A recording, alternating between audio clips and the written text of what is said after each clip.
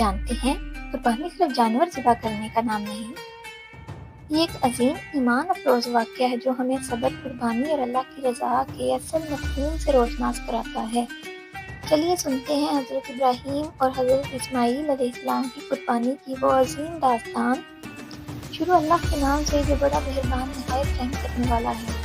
آج ہم سنیں گے قربانی کی وہ عظیم داستان جو صرف ایک رسم نہیں بلکہ فرمان الہی کی تعمیل اور قربانی کے اصل جذبے کی یاد دہانی ہے۔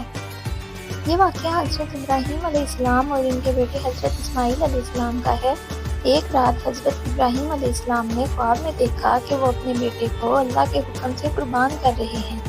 یہ خواب لگاتار 3 راتوں تک آتا رہا اور حضرت ابراہیم علیہ السلام سمجھ گئے کہ یہ اللہ کا حکم ہے۔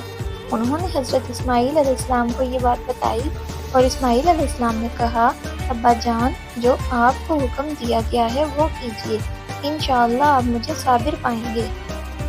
یہ ایک عظیم آزمائش تھی جب حضرت ابراہیم علیہ السلام نے آنکھوں پر پٹی باندھ کر اپنے بیٹے کو اللہ کی راہ میں قربان کرنا چاہا تو اللہ تعالیٰ نے ایک عظیم دمبا بھیج دیا اور حضرت اسماعیل علیہ السلام کی جگہ وہ قربان ہو گیا۔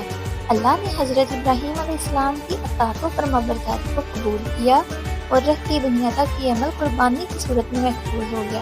قربانی ہمیں سکھاتی ہے اللہ کے حکم پر ہر چیز قربان کر دینی چاہیے۔